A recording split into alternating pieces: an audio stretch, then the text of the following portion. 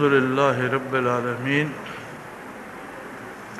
والصلاة والسلام علی حبیبہ محمد وآلہ وأصحابہ اجمعین۔ اعوذ باللہ من الشیطان الرجیم، بسم اللہ الرحمن الرحیم۔ انا انزلنا الیک الکتاب بالحق لتحکم بین الناس بما اراک اللہ ولا تکن للخائنین خصیما واستغفر اللہ ان اللہ کان غفورا رحیما۔ اللہم سبحانک لا علم لنا الا ما علمتنا انک انت العلیم الحکیم۔ مولا یا صلی وسلم دائما ابدا علی حبیبک من زانت بہ البشر۔ پانچویں پارے میں سورہ نساء کی یہ آیہ مبارکہ ہے، اور اس سے پہلے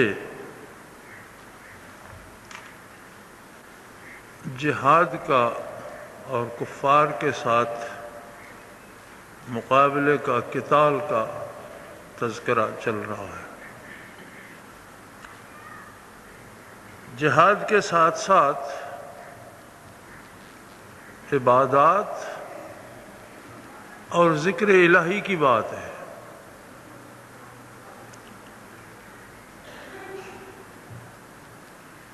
اور اس میں یہ ارشاد فرمایا گیا ہے کہ عین میدان کارزار میں بھی جب وقت صلاۃ آ جائے تو کچھ لوگ ایک جماعت دشمن کا مقابلہ کرے اور کچھ آپ کے ساتھ نماز کے لیے کھڑے ہو جائیں، اور دو گانا وہ ادا کر لیں، اور پھر وہ لڑنے والوں کی جگہ لے لیں، اور جو لڑ رہے ہیں 2 رکعت وہ آپ کے ساتھ ادا کر لیں، اور اس حالت صلاۃ میں بھی مقابلے سے، حفاظت سے اور اپنے اسلحے سے غافل نہ ہوں۔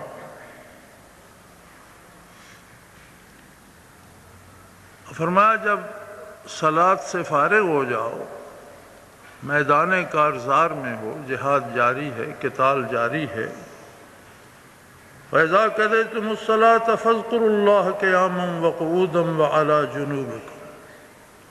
تو جو جس حال میں ہے وہ اللہ کو یاد کرتا رہے، اللہ کا ذکر کرتا رہے، اللہ کا نام لیتا رہے،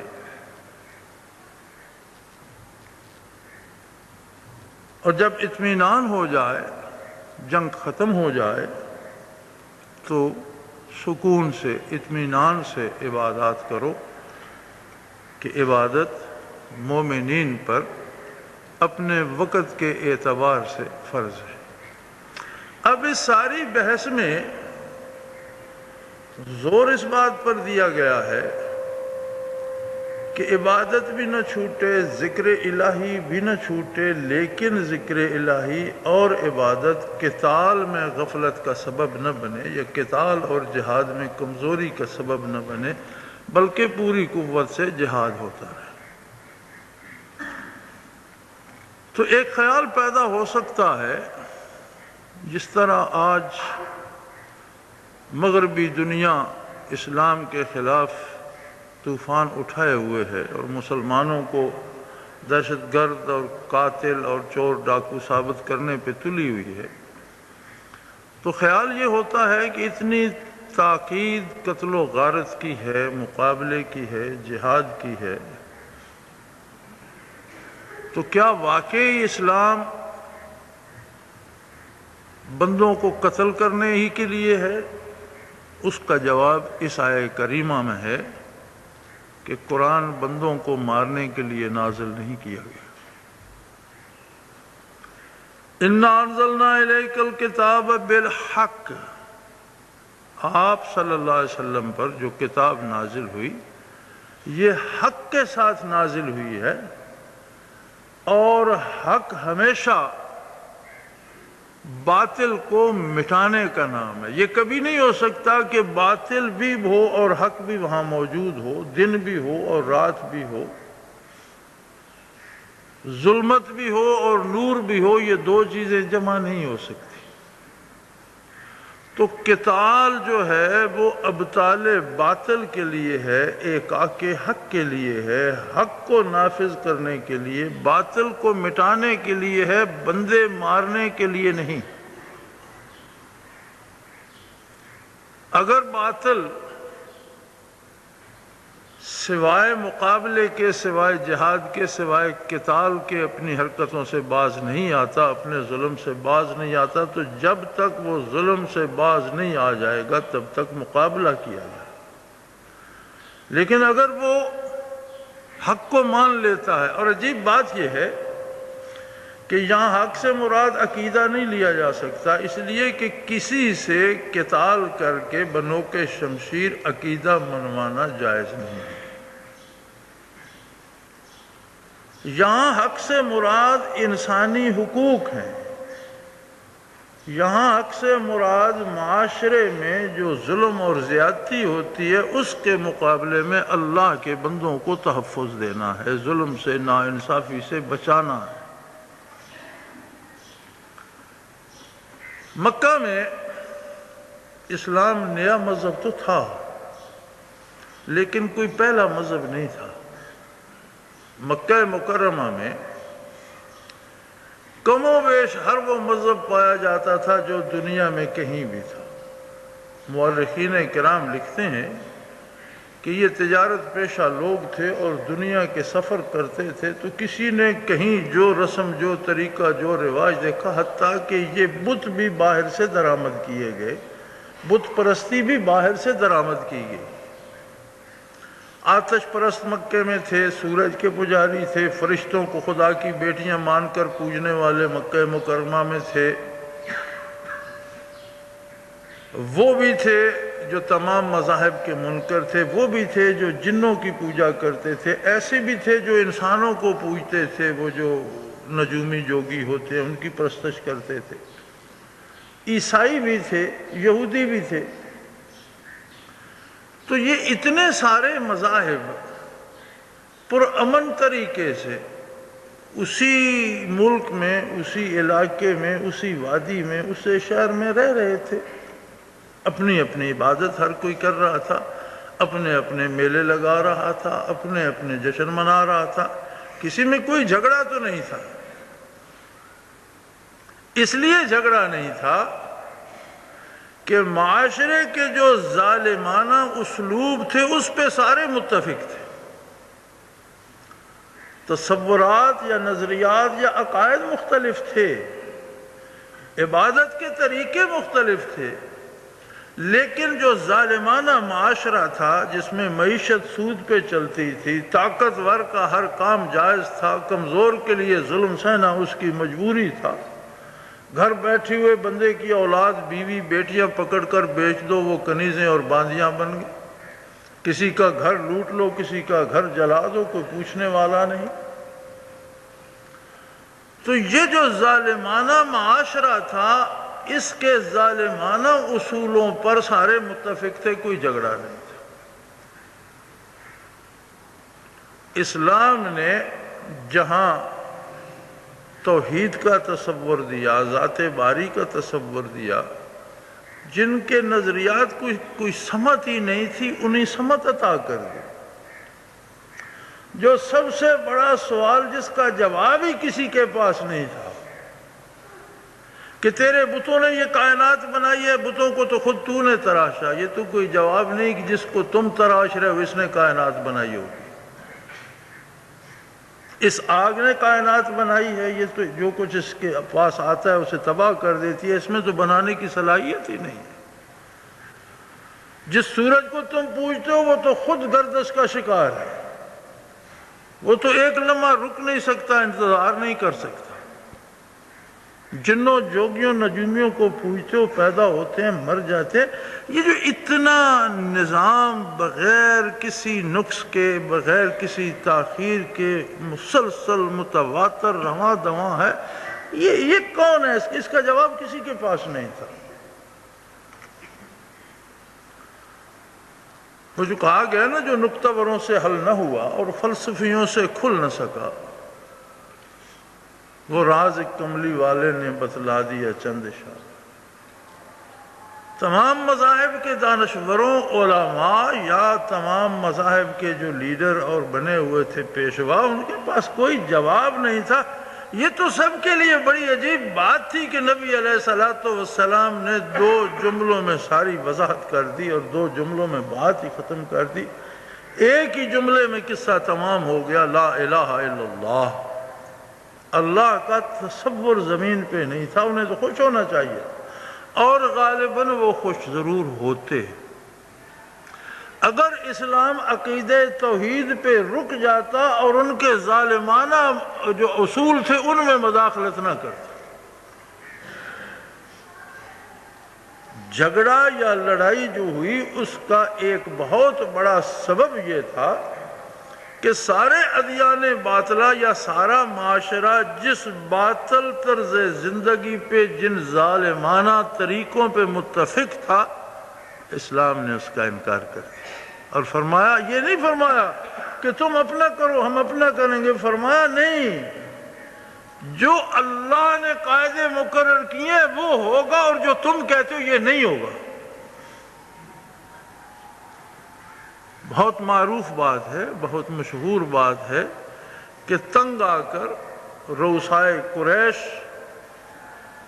حضور علیہ السلام کی خدمت عالیہ میں حاضر ہوئے اور انہوں نے کہا کہ ہم اس سارے جھگڑے سے تھک چکے ہیں، آپ اگر حکومت چاہتے ہیں تو ہم پورے عرب کے جو ہیں اکابرین اور جو امراء ہیں اور جو سردار ہیں قبائل کے، سب کو جمع کر کے سب سے آپ کی حکومت کا عہد لے کر آپ کو عرب کا سلطان اور فرما روا بنا دیتے۔ آپ اگر دولت چاہتے ہیں تو ہم سارے عرب کو جمع کر کے اتنی دولت جمع کرتے ہیں کہ دوسرے عرب کے کسی کے پاس نہ ہو، عرب میں کوئی اور آپ کا ثانی نہ ہو۔ اگر آپ کسی رئیس، کسی سردار، کسی امیر زادی سے، کسی امیر کی بیٹی سے، کسی بادشاہ کی بیٹی سے، کسی حسین و جمیل عورت سے نکاح کرنا چاہتے ہیں، شادی کرنا چاہتے ہیں، تو ہم سارے مل کر اس کے باپ کے، اس کے خاندان کے پاؤں پکڑیں گے اور آپ کو وہ خاتون دلا دیں گے۔ آپ اپنے دین پر رہیے، آپ اپنے خدا کی عبادت کیجئے، آپ اپنے طریقے سے نمازیں پڑھیے، لیکن ہمارے معاشرے کو، ہمارے طریقہ کار کو، ہمارا جو رہنے سہنے کا اسلوب ہے، اسے آپ نہ چھیڑیے، ہمیں ہمارے حال پہ چھوڑ دیجئے، آپ کیجئے اپنا جو چاہتے ہیں کرتے رہیے۔ آپ صلی اللہ علیہ وسلم کا جواب سیرت میں موجود ہے، فرمایا یہ تو وہ باتیں ہیں جو زمین پر ہیں اور جو آدمیوں کے اختیار میں ہیں۔ اگر تم آسمان سے سورج اور چاند اتار کر لے آؤ اور میرے ایک ہاتھ پہ سورج دوسرے پہ چاند رکھ دو، میں وہی کروں گا، وہی کہوں گا جو رب العالمین کہنے کا حکم دیتے ہیں اور جو کرنے کا حکم دیتے ہیں۔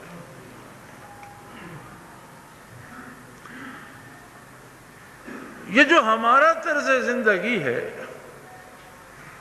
کہ اذان ہوئی ہم نے نماز پڑھ لی، لیکن اسالیب جو زندگی کے ہیں، قوانین جو معاشرے کے ہیں، نظام جو ہمارے معاشرے میں ہے، وہ وہی رہے جو دنیا میں کافر معاشرے کا ہے، اس لیے کہ ہمیں دنیا والوں کے ساتھ جینا ہے۔ وہ چند نفوس قدسیہ جو نور ایمان سے سرفراز ہوئے، کیا انہیں روئے زمین کی آبادی کے ساتھ زندہ نہیں رہنا تھا؟ اللہ کے وہ بندے جن کے مقاطعہ کی حد ہو گئی اور نبی علیہ السلام سمیت شیب ابی طالب میں بند کر دیے گئے کہ کوئی دانہ پانی، کاروبار، لین دین، بات تک ان سے نہیں کرے گا۔ حتیٰ کہ پرانے جوتے کا چمڑا جلا کر اس کی چھائی بھی پھانکی صحابہ کرام نے.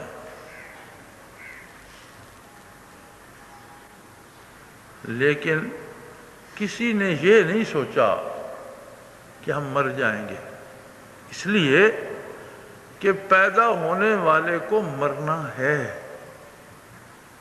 کوئی پیدا ہونے والا ایسا نہیں ہے جو نہیں مرے گا، پیدا ہونے والے کو مرنا ہے.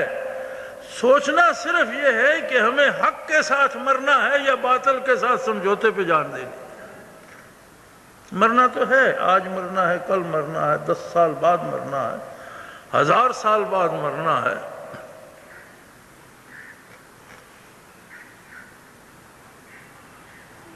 الا یا ساکن الکسر المعلی ستدفن عن قریب فی التراب لکم ملک ینادی کل یوم لدول الموت وبنول الخراب. اے محلات کے باسیوں،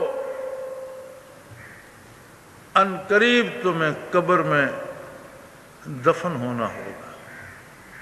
تمہارے لیے فرشتہ روزانہ اعلان کرتا ہے لدول الموت، موت کے لیے، مرنے کے لیے پیدا ہو، وبنول الخرابی، اور بڑی بڑی عمارتیں بناؤ کہ وہ تباہ ہو جائے. جو چڑھیا اس ڈھینا اوڑک، جو جمیا اس مرنا. مگر شکاری کرے تیاری بار چریندیاں ہرنا، جو چڑھیا اس ڈھینا اوڑک، جو جمیا اس مرنا. مرنا تو ہے، یہ سوچنا درست نہیں ہے کہ ہمیں کس کے ساتھ زندہ رہنا ہے، کس معاشرے کے ساتھ، کن لوگوں کے ساتھ، بلکہ سوچنا یہ ہے کہ ہمیں کس بات پہ مرنا ہے، حق پر مرنا ہے یا باطل کے ساتھ سمجھوتے پر. جنہیں مرنا نہیں آیا انہیں جینا نہیں آیا. جب تک ہماری سوچ زندگی کی طلب سے، زندگی کی آرزو سے، زندہ رہنے کے جھمیلوں سے اوپر نہیں اٹھ جاتی، اور جب ہم یہ سوچنے نہیں بیٹھ جاتے کہ مجھے مرنا تو ہے، اس کو قبول ہم کر لیں کہ ہمیں مرنا ہے، لیکن کس کے ساتھ؟ بل کلنٹن کا دامن ہوگا ہمارے ہاتھ میں، روس اور چین کا طرز حیات ہوگا ہمارا، یا ہم محمد الرسول اللہ صلی اللہ علیہ وسلم کا دامن تھام کر جان دینا چاہتے ہیں؟ فیصلے کی بات یہ ہے کہ ہمیں فیصلہ یہ کرنا ہے کہ ہمارے دامن، ہمارے ہاتھ میں کس کا دامن ہوگا، ہمیں کس کے ساتھ مرنا ہے. اگر ہماری قومی سوچ، ہماری فکر اس بات پہ آ جائے کہ ہمیں مرنا کس کے ساتھ ہے، تو یہ سارے جھمیلے درمیان سے اٹھ جاتے ہیں کہ فلاں کا ماحول ایسا ہے، فلاں کا معاشرہ ایسا ہے، فلاں نہیں مانتا، وہ نہیں مانتا. ابھی ہم منوانے کی بات ہی نہیں کرتے، ہم زندہ رہنے کی بات ہی نہیں کرتے، ہمیں جینے کی آرزو نہیں ہے، ہمیں تو مرنا ہے. ہم تو یہ سوچ رہے ہیں کہ ہمیں کس کے ساتھ مرنا ہے. تو جب بات یہاں آ جاتی ہے تو اللہ کریم فرماتے ہیں میں نے اپنی کتاب حق کے ساتھ اتاری ہے، اور حق وہ ہوتا ہے جو اللہ کی ساری مخلوق کو برابر نصیب ہو. اسلام نے انسانی حقوق انہیں بھی دیے ہیں جو اللہ کو نہیں مانتے، اور انہیں جبراً مسلمان کرنے کا حکم نہیں دیا، لیکن اس بات کا انہیں پابند بنایا ہے کہ اپنا حق تو حاصل کریں، دوسرے کے حق میں مداخلت نہ کریں.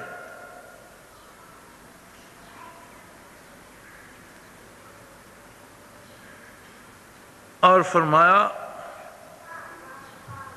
لِتَحْكُمْ بَيْنَ النَّاسِ بِمَا أَرَاكَ اللَّهُ، میرے حبیب تاکہ لوگوں کے درمیان تو فیصلہ کر سکے. قوت نافذہ آپ کے ارشادات عالیہ ہوں، جسے ہم نظام کہتے ہیں، جسے کبھی ہم جمہوریت کا نام دیتے ہیں، کبھی سیکولرزم کا نام دیتے ہیں، کبھی کوئی اور نام دیتے ہیں، کبھی سرمایہ داری کا نام دیتے ہیں، کبھی کمیونزم کا نام دیتے ہیں. یہ جو ازم ہے، اللہ کی رضا کون سے ازم میں ہے؟ اس ازم میں جو فیصلہ محمد الرسول اللہ فرمائے، جسے ہم نظام مصطفیٰ صلی اللہ علیہ وسلم کہتے ہیں، جسے ہم اسلام کہتے ہیں، جسے ہم نفاذ اسلام کی تاریخ سے چلاتے ہیں، اس کا اصل مقصد یہ ہے کہ اللہ کے بندوں کو اللہ کی زمین پر حقوق نصیب ہوں، ملک کے وسائل ملک کے ہر شہری تک پہنچیں، ملک میں جو نظام تعلیم ہو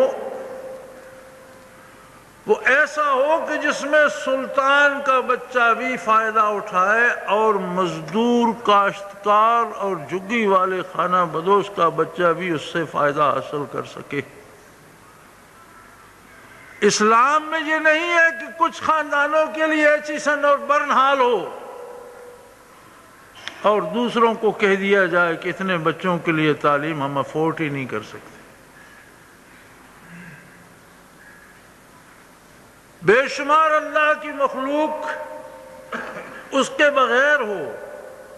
اسلام کی جب بات آتی ہے تو بڑے آرام سے کہہ دیا جاتا ہے جی آپ مسجد میں بیٹھیں، آپ درس قرآن دیں، آپ تبلیغ پہ جائیں، آپ وعظ کریں، آپ یہ کیا شور مچاتے؟